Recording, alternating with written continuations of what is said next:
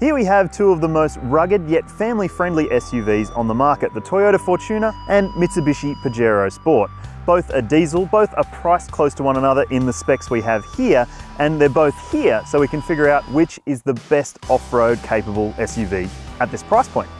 Mate, you do realise that you've got me out of bed here to test two cars we have already tested, and we found out that the Fortuner was best. Yeah, but the Pajero Sport wasn't available with 7 seats when we did the mega test, and now it is, and here it is. Okay, all right, that sounds fair enough. I reckon to settle this bet, we need to saddle up, head off-road, and see which of these two is best.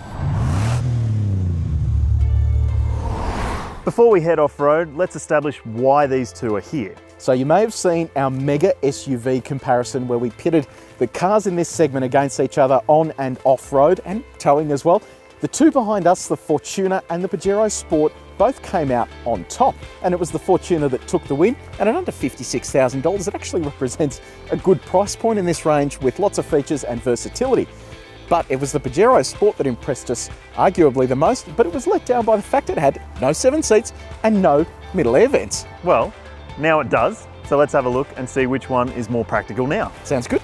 Neither of these SUVs has the more traditional and space-efficient mechanism that sees the seats fold flat into the floor.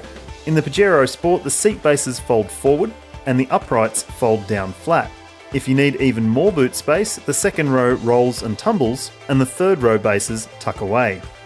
In the Fortuner, the seats fold upwards and latch onto the headlining, meaning you can never use the full width of the boot. When you fold them down, they latch onto the floor, and with the second row folded, you've got good space, but those third row seats are still in the way. So, what's the space like in the back for an adult? You know what, in the Fortuner, it's not that bad. Knee room is actually pretty good because the second row seats can slide fore and aft, and the third row can recline, so that allows you a little bit better headroom, though you wouldn't want to be here when you're off-road because you could bump your head. Speaking of off-road, you've got grab handles, that's handy. Also got air vents, but the view out the side windows isn't as good as it could be. In the Pajero Sport, on the other hand, there's plenty of legroom for adults, which is good, but unfortunately the second row doesn't slide like it does in the Fortuner, and the third row doesn't recline either. But on the upside, you do get spring-loaded grab handles, air vents, and clear view out the windows, which is important for your third row passengers. Despite the fact that Toyota has a larger displacement 2.8 litre turbo diesel engine, it doesn't have that big a power and torque advantage over the Mitsubishi. The 2.4 litre in the Pajero Sport actually has a few extra kilowatts, 133 versus 130, but it falls a little short on torque, with 430 Newton meters, where the Toyota has 450.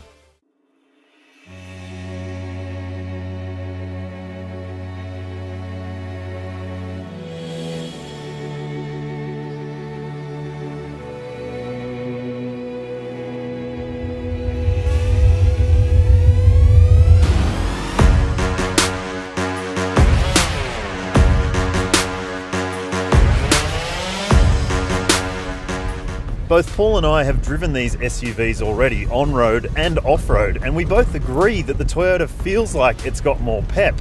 Part of that comes down to the 6-speed automatic transmission, which offers better response. And that's part of the reason the Fortuner won the test last time around.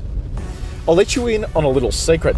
I actually voted for this thing, the Pajero Sport, in that comparison, but after spending a bit more time with it, this 8-speed automatic really is starting to wear thin. It shifts up really early and requires a heap of throttle input before it does anything. But thankfully it does have these paddle shifters which are just behind the steering wheel. Apply too much throttle in the Toyota and you will experience wheel spin in two-wheel drive. In fact, the chassis setup is so firm that it might be hard to balance your right foot on the throttle over sharp bumps. The ride is pretty punishing, whether you're dealing with rutted surfaces like these, or if you're just doing the daily run to school. We're following the Fortuner here, and every time it hits a pothole, it's literally bucking around. This, on the other hand, is simply gliding over everything, which is really impressive. It's got a much softer damper setup, but it is let down by the steering a little bit. As soon as it hits these potholes, the rack does sort of kick about a bit, which is really one of the only downsides to it. The Toyota has a limited selection of off-road equipment. There's a dial that you can use on the run to choose between 2 high, 4 high, and 4 low. And there's a locking rear differential, but you have to be in low range to use that. In fact, it just can't match the Pajero for off-road technology. That's because Mitsubishi uses what they call a super select four-wheel drive system, and using this knob down here, you can change from 2 high, which is rear-wheel drive, to 4 high, which is all-wheel drive, to 4 high with center differential locked, 4 low with center differential locked, and then you can also manually lock the rear differential. There's also a terrain selection mode, which allows you to go for different settings that customize stability control and the car's drivetrain for snow, gravel, mud, you name it, it's got an option for it. And the best part is you can actually drive in 4-wheel drive on sealed surfaces as well, unlike the Fortuner. I can't go on the road in 4-wheel drive, unlike Paul, so I'll come to a stop and switch it back to 2-wheel drive. And while we're here, I'll go through the media system. It doesn't have sat-nav, nor does the Pajero, but the menu system here is a little bit more difficult to use, and you can't select to dial contacts or dial a number when you're driving. But the voice control system is pretty good. How may I help you? The big difference between this system and the one in the Toyota is ease of use. With Apple CarPlay and Android Auto, you get a lot more flexibility in terms of what you can do, but even without that, the system integration is much better. It looks nicely presented and it's easy to flick through the menus. So we're off the rough stuff, but can you tell from the cabin? Well, maybe not as much as you might hope. That's because there's still a lot of lumps and bumps being transmitted into the cockpit from the suspension, particularly at the rear. And having driven it around town, the Fortuner never offers the same level of comfort or compliance as the Pajero Sport does. A big family SUV should really be comfortable on normal roads like this, and I'm probably not the only one thinking that the Mitsubishi would be easier to live with day in, day out, especially with a full load on board. It also totally trumps the Fortuner when it comes to safety gear. You get blind spot monitor, rear cross traffic alert, you even get a surround view camera that you can activate on the steering wheel, and importantly you have an autonomous emergency braking mode as well. The Fortuner misses out on pretty much all of that high-tech safety equipment. It gets a rear view camera and rear sensors, but that's it. And considering that it costs $3,000 more than the Pajero Sport, it misses out on a lot of the cool stuff. You don't get leather seats, instead you get cloth, you get smaller 17-inch alloys where the Pajero Sport gets 18s, and you get halogen headlights, not LEDs. The list just keeps going on.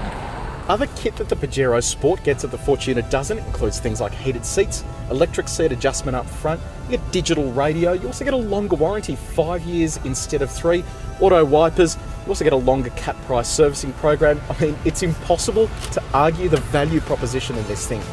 Obviously that Toyota badge is worth its weight in gold to some buyers, particularly out here in the bush, but there's no arguing with the fact that it's beaten for equipment in this company. Still, if you do a lot of long distance driving, the Fortuner's bigger 80-litre fuel tank could be an advantage. The Mitsubishi has a 68-litre tank. But the Mitsubishi is a bit more efficient, so that 12-litre difference may not actually mean that much. And on top of that, it has a class-leading towing capacity of 3.1 tonnes, compared to the Fortuner's 2,800 kilos.